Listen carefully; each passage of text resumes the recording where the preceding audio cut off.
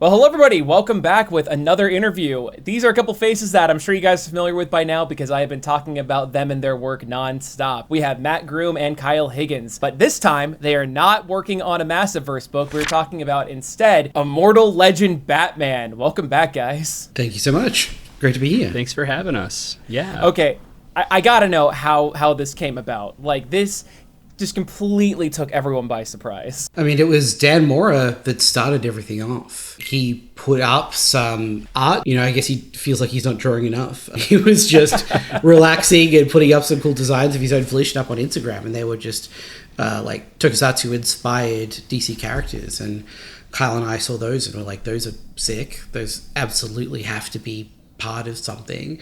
And we reached out and asked Dan if we could pitch them as those designs as part of the series to DC. At the time for him to draw, this was a few years ago now, and he said yes, which was very exciting for us, and we pitched it to DC and we got the green light and it was all about to happen. And then the big DC layoffs of that time came and all the editors that we're in contact with disappeared and the project died for years. And then it was a few years later that Matt Levine at DC reached out to us and asked the two of us if we had anything that we'd like to pitch, and we said, well, there's this one thing that we almost did years ago that we'd love to do now. And they read it, they liked it, and were very excited by it. And at that point it was clear we wouldn't be able to get Dan because Dan had quite rightly become the most important person in comics. Oh, of course. So we had to ask him if we could still do the series with his designs with someone else, and he again very graciously said yes, but said he wanted to do covers and backups. And I think it was at New York Comic Con last year, and we were like, Dan, they won't let you do that, you're too busy. And he insisted. He's like, no, I'm gonna do this. I'm like, yes sir, we're not gonna argue with you.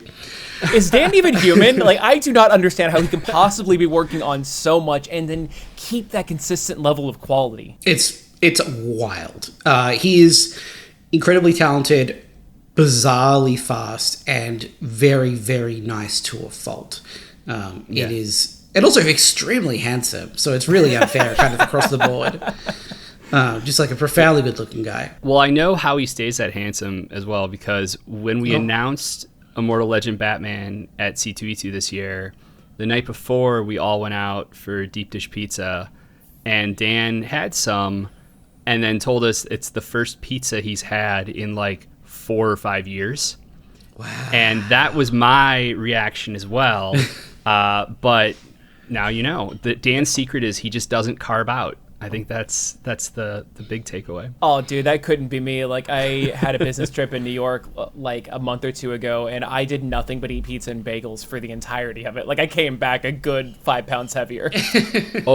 I'm flying to New York tomorrow morning at 6 a.m. and that is my plan. What's your go-to slice when you're in New York? Lombardi's is my favorite place. It's on Spring Street. I believe I took you there. You and Michael. I've been there, yeah, absolutely. I always make it a point to get down there at some point. So. Well, that's what's up. I was gonna ask about what it was like to work with him, but I had no idea that it all like sprung up from those random bits.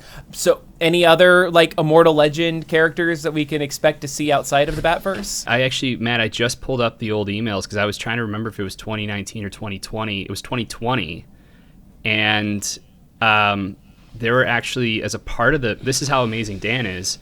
As we built this pitch, which, I mean, the core of it came together very fast. I mean, Matt, you wrote the first pass of it very quickly after we talked about the tenets of what we wanted to do with Dan's, blessing to present something from all of us. And part of the pitch also required a few different interpretations of some characters that Dan had not sketched and put online. So Dan quickly did new designs for the pitch. And one of those designs just featured in issue 2 of Immortal Legend Batman in the backups. And it was a red version of Nightwing. I wanted to ask you about that. He can shift between the two different color forms, the dark and the light. And so, yeah, it was like July of 2020.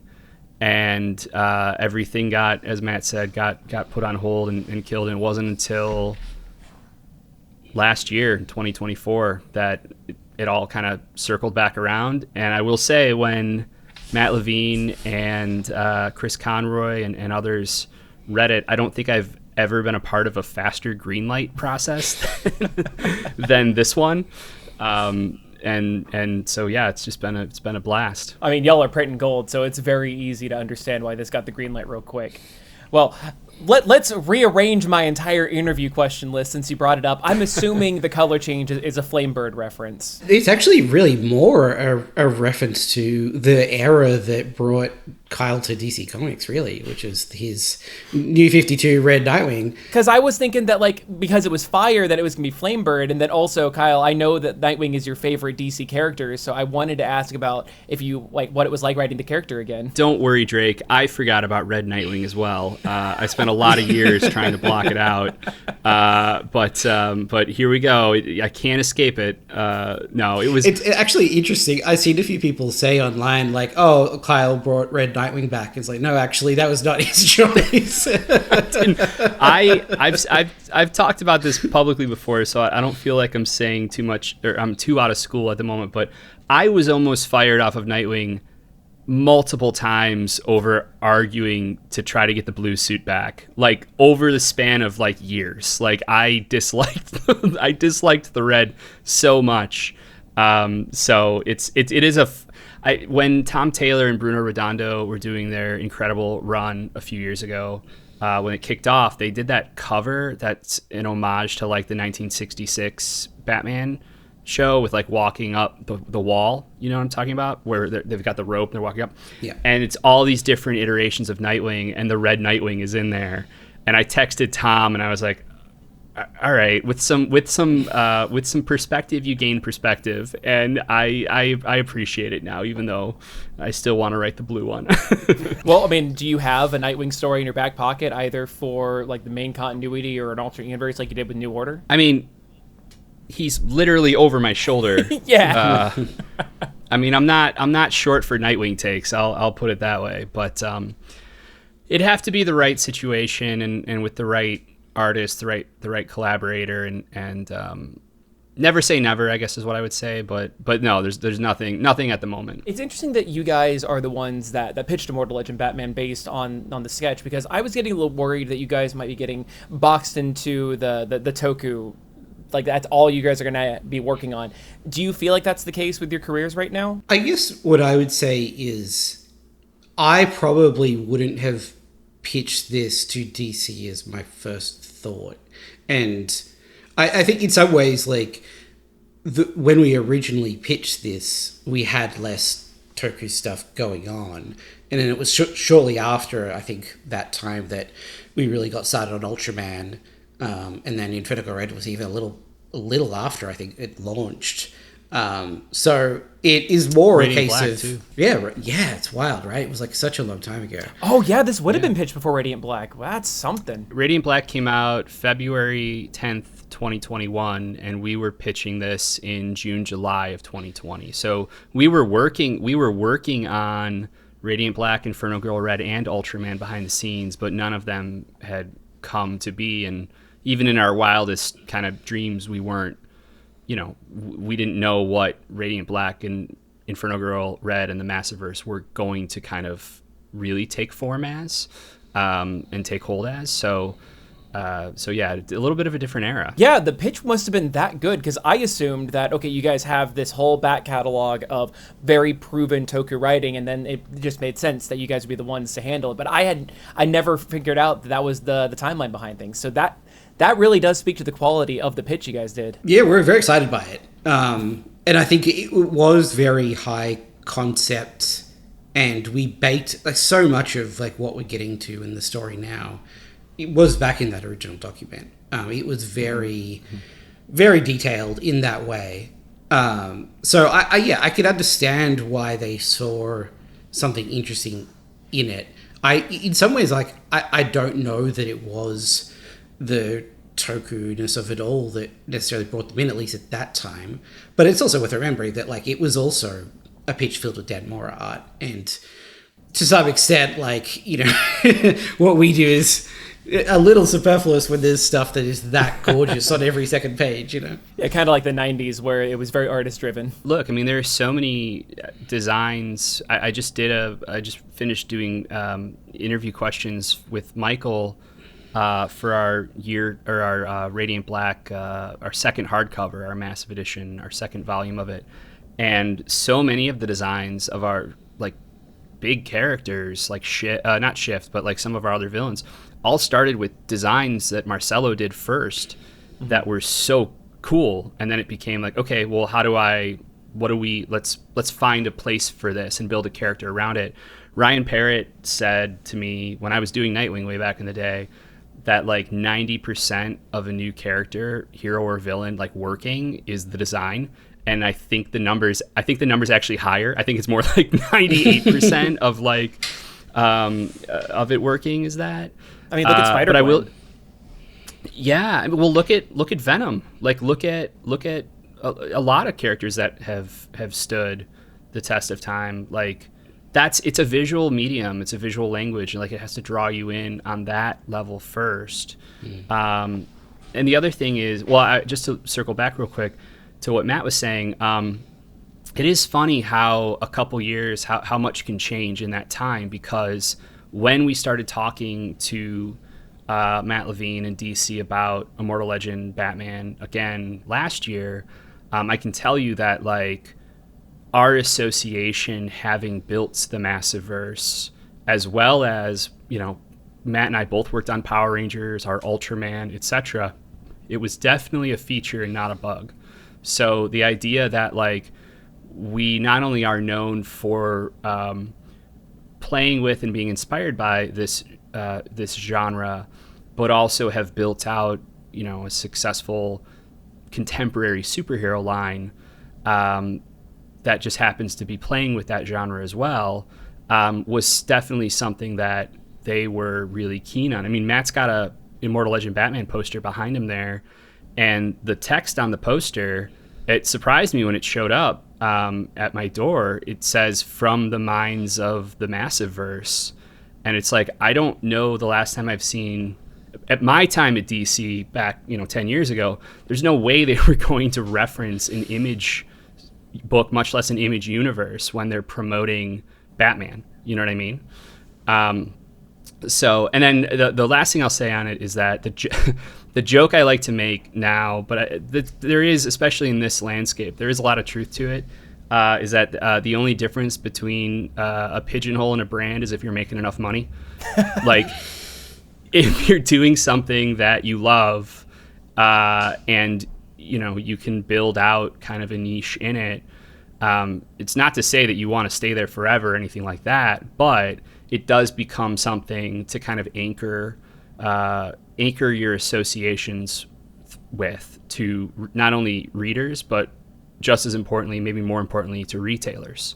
So that wasn't by design, but the fact that we have been working in this space is something that retailers are aware of and they seem to like. Well, let's get into the core of the book. Now, I found it interesting that you guys decided to go futuristic and galaxy space hopping with it.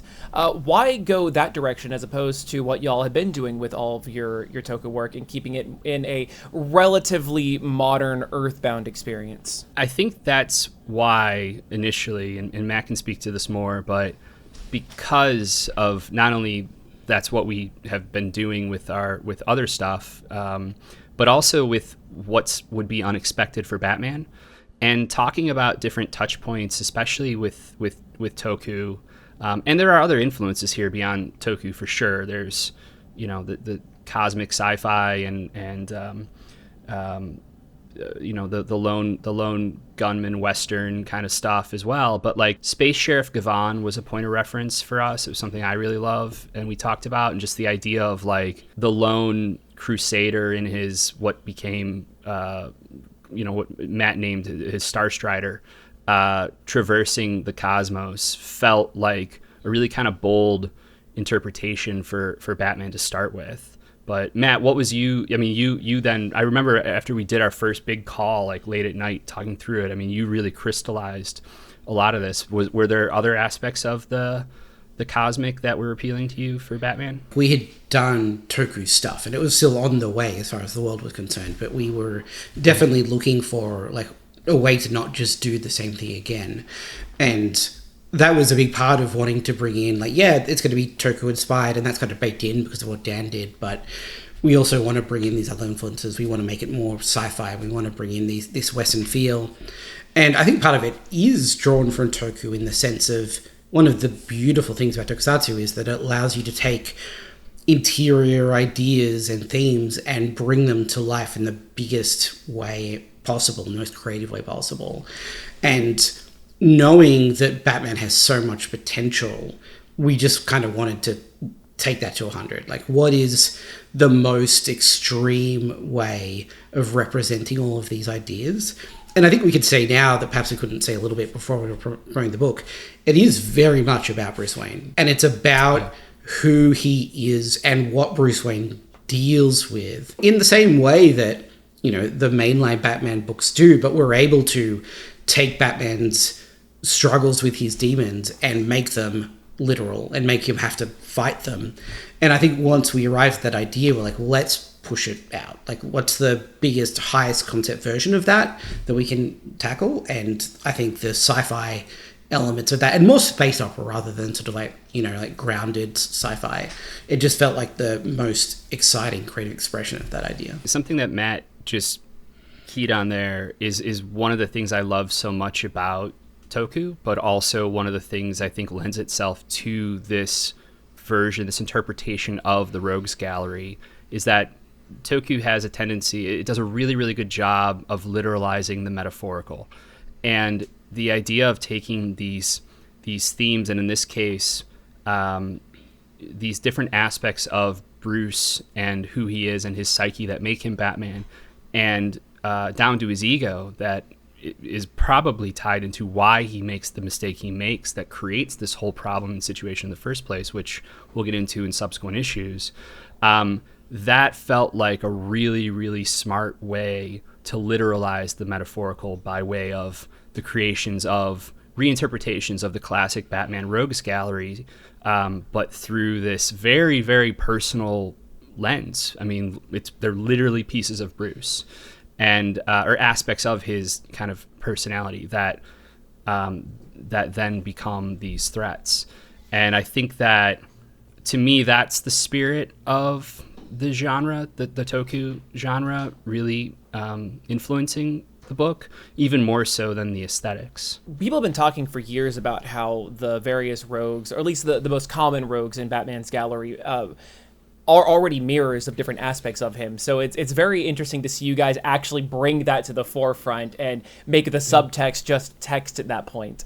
What is it that you think is special about Batman's rogues in particular and the relationship that he has with them as compared to your other big superheroes? I think probably the second closest we would get would be maybe like the Flash and his relationship with the villains. But Batman really is a character that is defined by his adversaries. I honestly believe in my heart of hearts that it's kind of less in some ways about how the characters were conceived originally, and more that Batman has attracted the best creative talent in the world for decades, and those people build upon the foundations. I mean, you know, you look at Mr. Freeze, for example. Like, for so long, that character really didn't have a lot going on under the surface until it came to Batman the Animated Series, and then world-class creatives turned their eye to that character and said, you know, what can we do with this character, and made absolute gold. And I think that's a version of that over time. But because the foundations are solid, it's meant that we have all of these characters that are just so incredible because they've had so many different talented creative minds build up and invest time and energy into them. And I think it's natural that when you have a compelling character like Batman, you want to find relationships between him and his antagonists, so that you end up with a version of mirroring at some point, because you're trying to draw connections between these two like poles. But yeah, being able to take that work that people have done and then reframe it, because we have the benefit of building the universe from scratch, and then bring our own take to it. And because we're making, as you said, like the subtext text, like what is the subtext from that? Like how much deeper can we go because we're able to make so much of this literal? That I think that was really exciting for us. And I think the other aspect of the Batman rogues in particular, I feel like there's always I've always used the example of, to differentiate Marvel and DC, I use the example of like the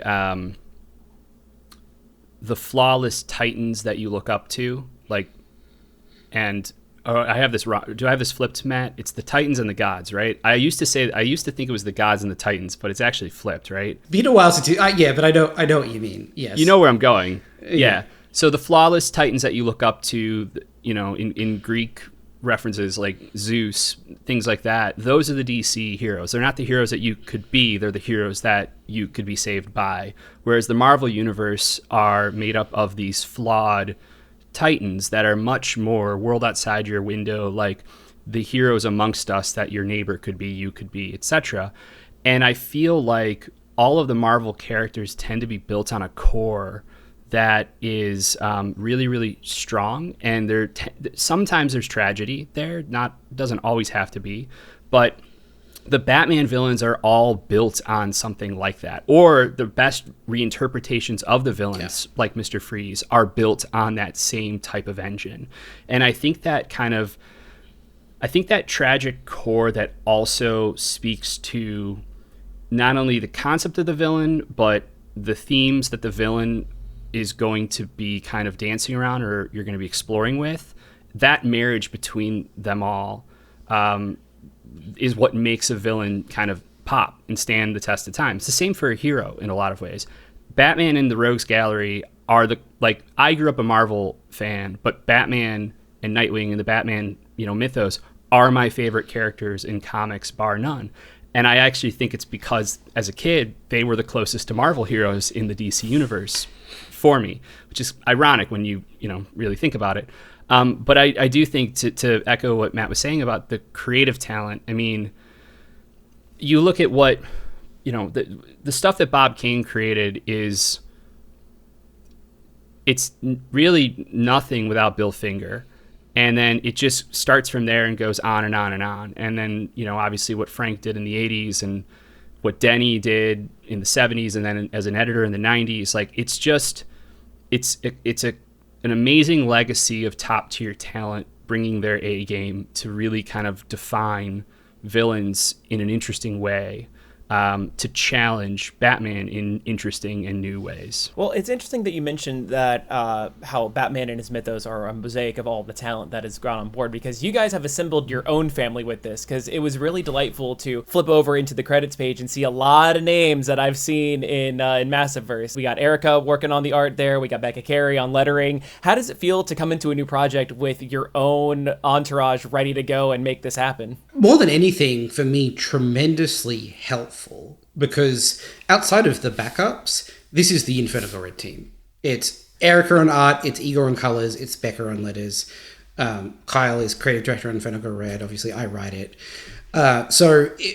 Knowing coming in, because we're taking such big swings, but I know how much Erica can do. I know what Igor likes to make pop. I know how just like incredibly talented and how well they all sort of work together. So it was so it made it so much easier for us all come in, know each other very well, have that shared language, and be able to just sort of power ahead together. And I think it shows in the book that we're a team that's very comfortable together. We know how to execute together, and we didn't have to have any like getting to know you, figuring each other out time. We just came out of the gates running. So you were able to like really just like get like your engines blasting from the get-go, since it's the same team that you've been working with over and over again. And also, Kyle, I realized I cut you off a little bit. I do want to hear from you as well, but I'm also curious as to, is there anything that the rest of the Massive team brought to the table, anything that might have changed since this originally got pitched in 2020, now that you guys are established with the Inferno Girl Red team? I would say that from my perspective, watching and helping put the original team together on Inferno Girl watching the way the lines of communication have developed over the last few years and the lines of collaboration have developed has been really, really special. And there are things that, like, I would argue that a lot of our style in the Massiveverse comes out of Inferno Girl Red. And it certainly comes out of Igor Monti's very, very bold colors. You look at that first Supermassive and you look at what the third act of that, it basically turns into like a Studio Trigger fever dream in the best possible way. I remember in Inferno Girl in book 1, Matt, Igor started making these choices where for real impact moments he was inverting the colors, and you see that in anime a lot for like these, you know, really impactful beats. And it's such a unique choice in comics, but it became something that, like, in Immortal Legend Batman, like, we then ask for it. It's like, let's do the thing, like, we all understand what we're going for now. There's a shorthand in all of that, in point of reference and influence as well for us. The other thing is that, like, to answer your question then, Drake, from before, and then Matt, jump in on the rest of this, but, like, it's a dream for me. Like, having come up at DC when I came up, and I worked with a lot of amazing artists, but my dream was always to be able to do books with people that I could continue to grow with, and also, like, develop a longer running creative collaboration and partnership with. I looked at what, like, Ed Brubaker and Sean Phillips, what Ed Brubaker and Sean Phillips were doing. I mean, their relationship goes back 25 years at this point, and continuing to be able to do books at a high level together was like a dream for me. And to come into this and be able to bring the whole team over is really, really special. I also think it's what, you know, it's on a personal level. So I interned for Richard Donner, who was one of my mentors. And the thing about Dick was that he was a total cinematographer snob. He cheated on every cinematographer he ever worked with because he was always looking over there. He's like, ooh, Gordon Willis is available. Ooh, Michael Bullhouse is available. Ooh, and he would just, if you look at his filmography, he would have a lot of the same people on things, but his cinematographer would always change. That's kind of how I feel with artists. I see an artist like, God, I want to work with them so bad. I've never gotten to work with Erica, like, not as a writer. So the opportunity to work with her here is really, really special. And then, of course, somehow I've never worked with Dan Mora before either. Like, even all those years together on Power Rangers, I never worked with him. Ryan got him, and I'm still bitter about it to this day. But you know, it was all in due time. I also think it is so much to, I'm going to say DC's credit, but also specifically Matt Levine and Andrew, our editor's credit, that when it was clear that we wouldn't be able to get Dan for all of the interior pages, and we said, well, we'd like to bring Erica and ideally the rest of the Inferno Red team, they're like, yes, absolutely. Like, we've seen what guys can do. We trust you. Let's do that top to bottom. It even just down to, like, them putting Massiveverse on the poster. I think there is a creative culture at DC at the moment where they trust the creatives, and it feels egoless on their part. Like, we've taken so many big swings, and every time the response has been like, yeah, absolutely, go for it. And it's not like they're not engaged. Like, we get a lot of notes from Matt Levine, and they're always so constructive and helpful. And they're like, he's very engaged in the story and is thinking about it a lot, but it's never from a place of, like, slow down, take it easy, like, don't get too big for your britches. It's always trusting us to take big swings, and it shows in the book. I don't know how much we can talk about issue 3 here, but, you know, I know, Drake, you were able to read an early copy. That is an idea, of course, that's an idea that, like, a decade ago, I wouldn't have dreamed of pitching to DC. And now, like, coming in, one of the first things Matt said to us with Andrew when we all did a Zoom was like, hey, we want the kind of bold swings that you guys take in the Massiveverse. And so for anyone who's read Radiant Black or any of our titles, you know, you probably know how important a story feeling interactive and immersive is to me, to all of us in our universe.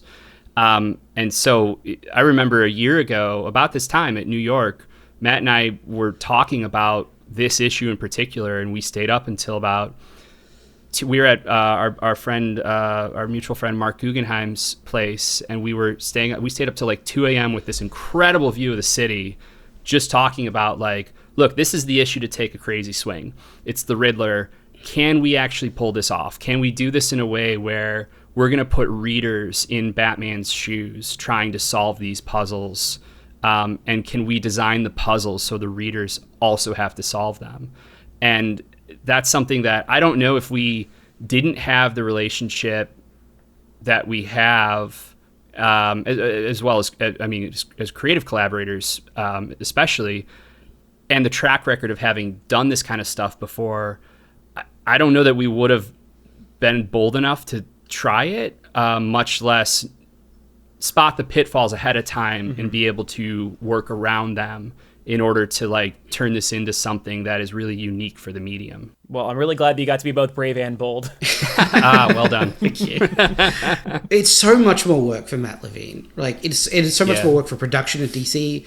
Like they are not getting paid any extra to make this thing that is just very difficult to put together. But the fact that they're all willing to do it shows that this isn't them just like churning out monthly comics. Like they are doing their best to craft something special. And in some ways it does feel like an image book in that way, where everyone's taking big swings and everyone's willing to really push hard to make the best comic possible. And again, I think that's why if it feels different, that's the energy behind it. It's really interesting from a reader perspective, because obviously I'm not behind those closed doors hearing about how the sausage gets made, but it really does feel like this is a new era of DC where they're wanting to be more fun, more exciting, more bold. And you can also see that with the return of the Elseworlds branding that I was very surprised whenever I opened up the book and saw that in there after Elseworlds being gone for so long. How does it feel to be a part of that rich tapestry? I love it. I love Elseworlds. I think in some ways it just naturally forces you to get away from leaning on continuity. Well, being restricted by continuity and also leaning on it. And the idea that like how you make change, how you are impactful is by making a permanent change to continuity, because that's how you get stakes, right? Whereas here, we can't do anything to affect continuity. Like we're not going to be setting history for the mainline DC universe. All we can do is come up with creative things that excite people in the moment and feel like authentic story beats. And I love that challenge. I love being asked to find a way to make people care about something that like doesn't matter ostensibly.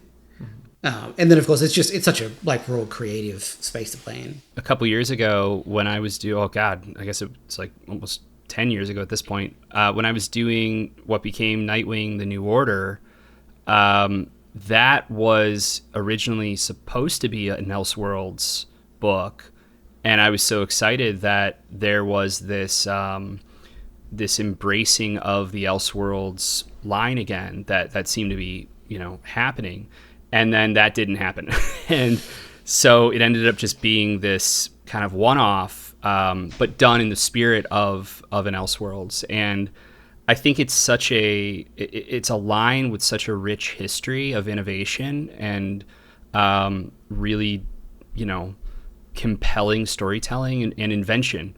I mean, that's the other thing is like, I think the best Elseworlds are the ones that aren't just a what if. They are much more holistically approaching the idea of like reinterpreting the very characters and mythos that make up what we think of when we think of these DC characters and stories. Gotham by Gaslight, Superman Red Son, the idea of this type of big swing being officially in Elseworlds actually feels like the absolute perfect fit. Is there anything that you want to tease for future issues? Anything that you are really excited to tell people about this book? There's lots of things I'd love to tell you. I think that what we can say is that we know that there is a lot of stuff that is very iconic to Batman that we have very intentionally from jump cast ourselves away from in an attempt to prove to people why this book is different and just set expectations for how broad we're going and how much we're interpreting. But we know that there is arguably two big characters missing from the book. And I think one of those is Gotham. And I think in the same way that perhaps Gotham is looming for readers as an expectation, Gotham is looming over Bruce as a character as he moves through this story. And kind of like the Death Star, it's just going to sort of like slowly move into orbit and then blow everything up when it arrives. So I think that'd be very fun. The take on Gotham is definitely big, literally and metaphorically.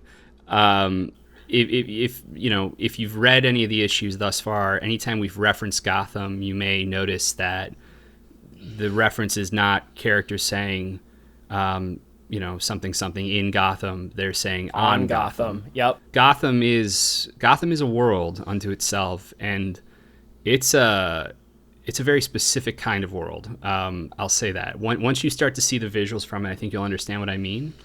And the other character that I think Matt is alluding to, we're not going to talk about today, but they go hand in hand with Gotham, and I think that this interpretation is definitely one of the scariest that I've been a part of, for sure. It was very exciting knowing that people have such big expectations for that character in general, but then as we've sort of like helped people understand the connection between our villains and Bruce, I think as you kind of like extrapolate that out, you kind of realize how fundamental and important that relationship could potentially be. And I think, hopefully it's fun for people to imagine like what that is and what's coming and what maybe Bruce is afraid of. I can tell you absolutely from reader's perspective, because I know that I've only just read the 3 issues. Yes, issue 3 was advanced, but I have no future knowledge. You guys haven't given me any inkling, but I've been definitely picking up on both those threads, because every time I saw on Gotham, I have an idea in my brain of what Gotham looks like, and I'm ready for that expectation to be shattered. And of course,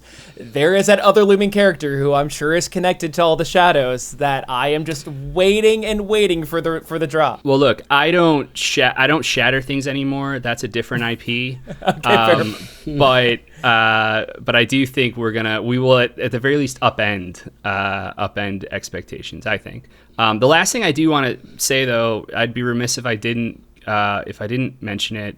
The other thing I'm really looking forward to is that if you've enjoyed this book, as you pointed out earlier, Drake, the exact same creative team has another book that's about to come out, and it's been solicited in December. Inferno Girl Red Book 2 is going to kick off and going to finally hit comic book stores. We are serializing it once again as 3 40-page specials, and then it will be out in its in its big collected edition after that. But it'll be funny, Matt. Like, I'm willing to bet that there'll certainly be some it'll be a little bit reverse. Like, it'll be marketed, I would imagine, from the minds of Immortal Legend Batman comes Inferno Girl Red Book 2. But yeah. So I would just say, like, if you've enjoyed what you've seen here, definitely ask your comic book store to be on the lookout for not only Inferno Girl Red Book 2, but Book 1, which is available still. Like, there's plenty of stock at the distributor. The cover is over Matt's shoulder there. That's actually the cover of the gorgeous trade paperback. So you can pick that up now and see why exactly DC thought that this team was a good fit for Batman. And I can just say, as a fan, it's sick. I've already talked about it on the channel. I've got an interview with Matt about all the behind the scenes on what makes Inferno Girl Red tick. I cannot hype anything in the Massiveverse more than I already have. but I am a ride or die for everything that y'all do. It's funny. I was looking over. I aggressively keep track of my comic reading stats now, and Kyle, I've noticed you're creeping into my top 10 of all-time read writers. That's just because I don't take days off. I think it's more volume than it is necessarily quality, but I'll take it. No, I'm saying, like, I've read thousands and thousands of issues, and the fact that you're creeping up there, that I've been a fan. I'm honored, and thank you again so much for everything you've done covering these books, not only Immortal Legend Batman today, but the Massiverse stuff. To this day, the number of people that come up to me at conventions and tell me, like, hey, I found Radiant Black through Comic Drake, that is a huge thing. And it's very meaningful, especially in this market and entertainment landscape, which is so hard to... everything's so fractured. Finding things is so challenging. So... people like you really kind of like singing the praises of things that you love is curation has never been more important than it is now, in my opinion. And so my sincere thanks to you on that front as well. No, of course. Now, I know that this interview, it's going to get chopped up. Part of it's going to go on into the actual Immortal Legend Batman video, so I can weave in the behind the scenes. But then, of course, this video is going to be uploaded separately for people to watch that they're watching right now on Interview Drake. So even though it's a much smaller viewership, would you be okay with announcing the little thing that you and I had been working on to get readers excited? Oh, yeah. Yeah, absolutely. So I wrote a backup for Radiant Black. It's the first time I've ever wrote anything comic-wise. I don't think I've told you yet. I might have art for that. Let's go. I have some stuff I have to review, but we just got we got a few of them in, and I'll be reaching out to you very soon with it. But you did an awesome job. It's a really, really good Marshall School of Business. So thank you. That'll be coming up in an upcoming issue of Radiant Black. I'll let you know as soon as we slot it. And I'm going to shoot it off to all the viewers. They know to see it and go pick it up. Amazing. It'll be a good one. Okay, well, I guess let's call it here, guys. I guarantee I'm going to have you guys on for a future interview. I'm going to make the dedicated Inferno Go Red video. I'm going to make the dedicated Radiant Black video. We're going to be talking more in the future. Oh, amazing. Oh, yeah. Thanks so much, man. Good to see you. All right, you have a good one.